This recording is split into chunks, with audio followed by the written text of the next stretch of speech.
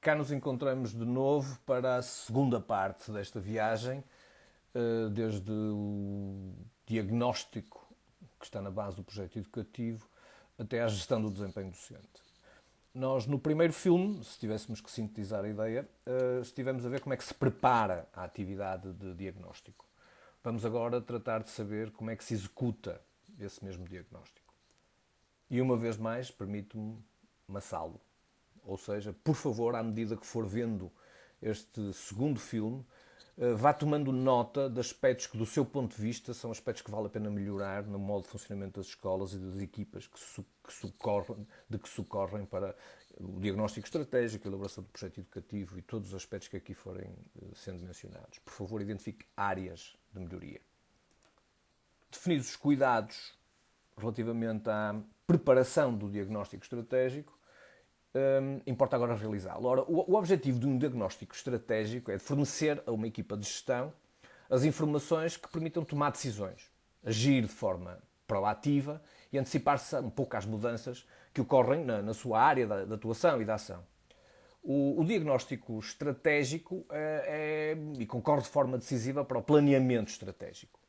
É o primeiro passo do processo de planeamento. É precisamente através do diagnóstico que a organização escola reúne as informações necessárias para poder tomar decisões. O diagnóstico estratégico tem por objetivo, como iremos ver, analisar fatores internos e externos de uma organização, de modo a poder prever as alterações que se operam e preparar-se para agir. Não será demais referir, embora isto seja consensualmente aceite, a importância de envolver os chamados stakeholders. Ou seja, todos os agentes ou organizações que direta ou indiretamente se relacionam com a atividade da escola. Aqui vêm mencionados nesta imagem os habitualmente mais tidos em conta.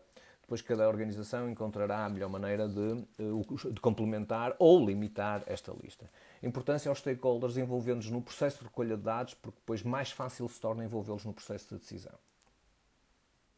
Recordar-se-á, por certo, no primeiro vídeo que viu, de uma tabela com a sugestão de 5 questões orientadoras da recolha de dados.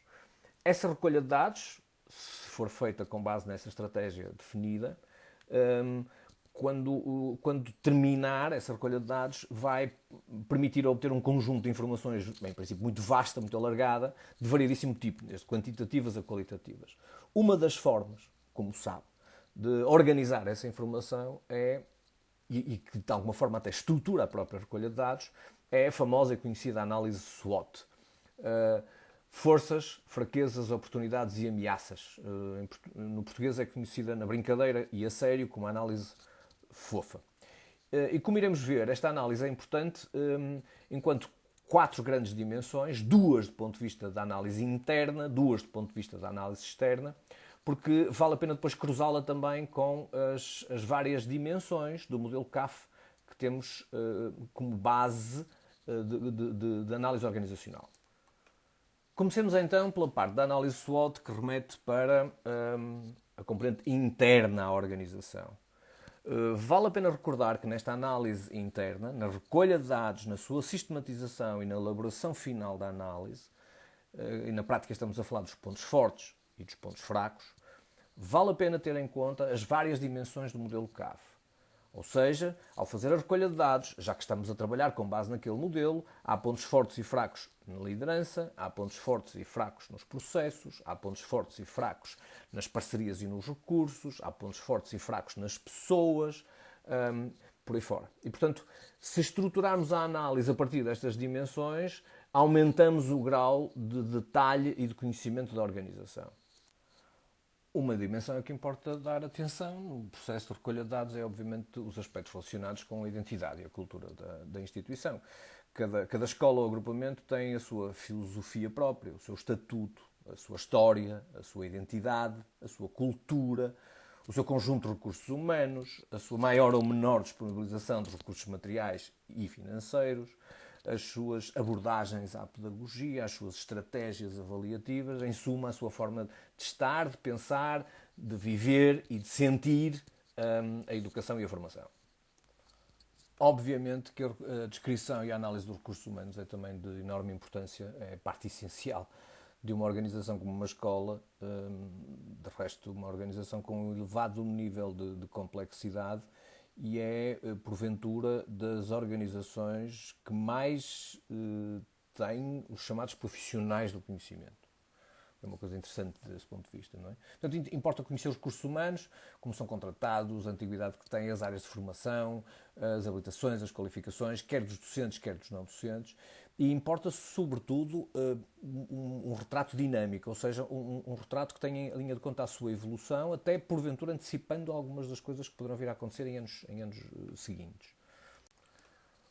Os recursos materiais, desde as instalações aos equipamentos, quer o que têm, quer e sobretudo aquilo que julgam necessário vir a ter, para se poder começar a pensar em objetivos estratégicos que daqui decorram, não é?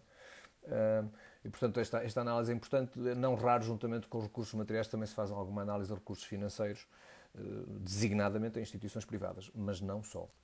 Que é, de resto, o que este slide especifica. E, portanto, desde logo o tipo de financiamento que existe, há instituições públicas, há instituições privadas, quais são os meios financeiros disponíveis, que tipo de autonomia financeira tem, quais são as principais fontes de financiamento, que dependência tem de financiamentos externos, no caso de instituições privadas, as questões relacionadas com o lucro, as relações custo-benefício do dinheiro aplicado, etc. Portanto, mas isto são áreas mais especializadas e é um trabalho que tem que ser feito por alguém que perceba um pouco de contabilidade e de gestão financeira. No que diz respeito ao funcionamento global da escola, entre outros aspectos importantes, e eu remeto sempre para o modelo CAF para a identificação de indicadores mais precisos, podemos estar a falar dos esquemas de comunicação verticais, horizontais, ascendentes, descendentes, à distribuição letiva, à organização dos horários, à tipologia de formação que se assegura, há formas de relacionamento com o exterior, por exemplo, no que diz respeito a visitas de estudo, ao relacionamento com empresas, que tipo de apoios educativos, quais os processos de recuperação, entre outros. E, claro, os dados relativos a resultados, ao sucesso educativo dos alunos. Estes indicadores estão, em geral, devidamente já harmonizados e, portanto, há um conjunto de nomes e designações que correspondem a uma nomenclatura já muito consensual e há um conjunto de indicadores-chave de que a escola tem, obviamente, que socorrer. Há também aspectos que nem sempre são contemplados e que era interessante incluir no chamado sucesso educativo dos alunos. Um deles, por exemplo, tem que ver com os efeitos da formação da escola na vida futura dos alunos. Portanto, uma escola que termine a sua formação no nono ano, era interessante perceber o que é que acontece a esses alunos no secundário.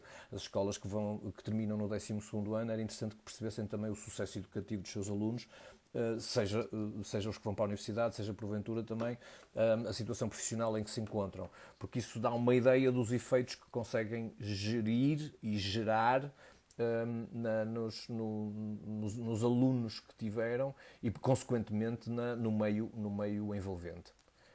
Entre outros indicadores também as questões relacionadas com o abandono escolar. De facto, o sucesso educativo e o abandono escolar são duas grandes dimensões de resultados que importa conhecer e conhecer com detalhe, até porque são dois grandes indicadores que ajudam a perceber qual é o posicionamento comparativo de Portugal em duas redes de parceiros em que se encontra envolvida e para as quais definiu objetivos estratégicos. Tem claramente que ver com os resultados das aprendizagens, no caso do país medidos a partir dos resultados dos testes PISA, e as taxas de abandono escolar. Portanto, estes dois grandes conjuntos de indicadores são absolutamente decisivos.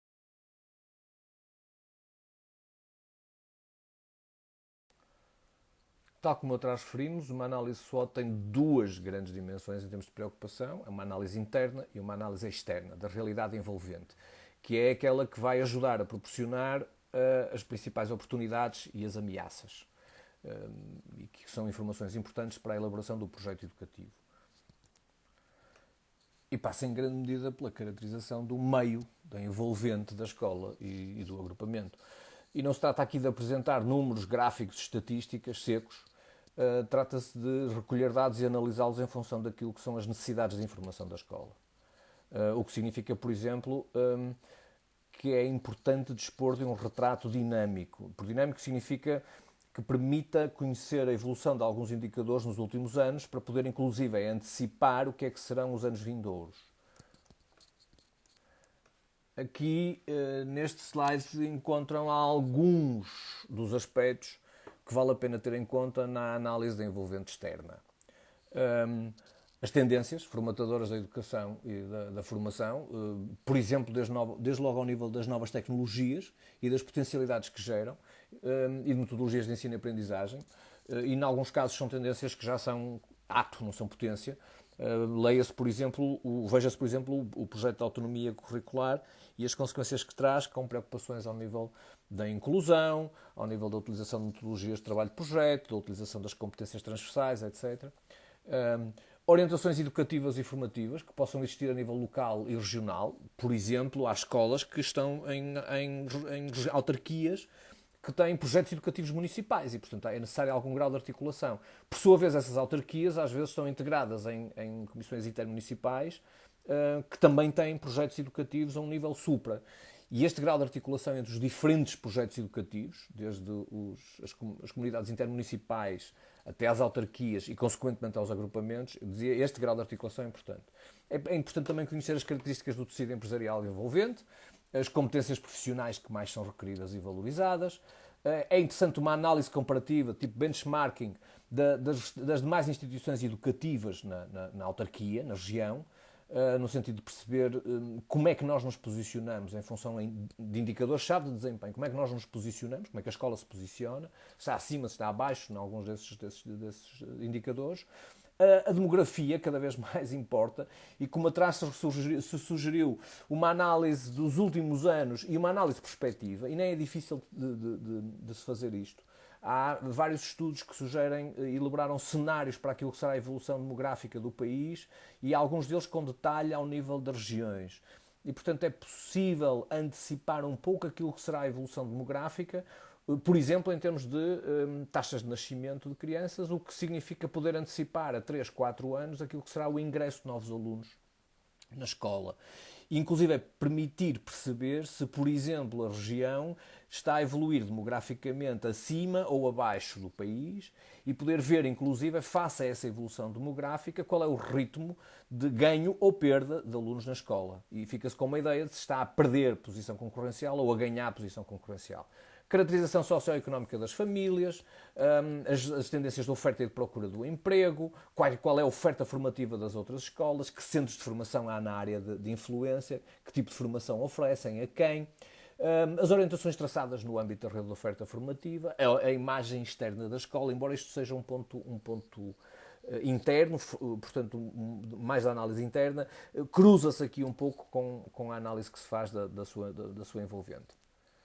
E tal como já atrás se referia, como cuidado a ter, é interessante dispor de um modelo organizacional por forma a conseguir realizar uma SWOT com uma componente mais analítica. O que significa que os pontos fortes e os pontos fracos podem perfeitamente ser distribuídos pelas diferentes dimensões. Este slide mostra apenas duas das dimensões, a dimensão da liderança e do planeamento e estratégia, e revela alguns dos pontos fracos de uma instituição que foi estudada. Fará sentido fazer esta distribuição para as várias dimensões, porque tem-se uma componente analítica poderosa em termos de recolha de dados e de informação. E, claro, faz sentido que essa análise, também a análise SWOT, seja feita em função dos resultados e seja feita em função a processos. Também nos resultados, nas suas diferentes dimensões, haverá pontos fortes e fracos. Também nos processos, nas suas variedíssimas dimensões, haverá pontos fortes e pontos fracos. Esta separação em dimensões e, sobretudo, nestes dois grandes eixos, processos e resultados, é importante enquanto documento de saída de uma análise SWOT. Uma análise SWOT devia estar estruturada nestes termos. Ora, e cá estou de novo a amassar, a recordar a pergunta com que começamos este vídeo, que é: fruto do que lhe é permitido conhecer e fruto destes fatores críticos de sucesso que foram sendo referidos neste segundo vídeo, quais são, do seu ponto de vista, áreas de melhoria que possam ser introduzidas nas escolas que conhece e na realidade educativa que conhece?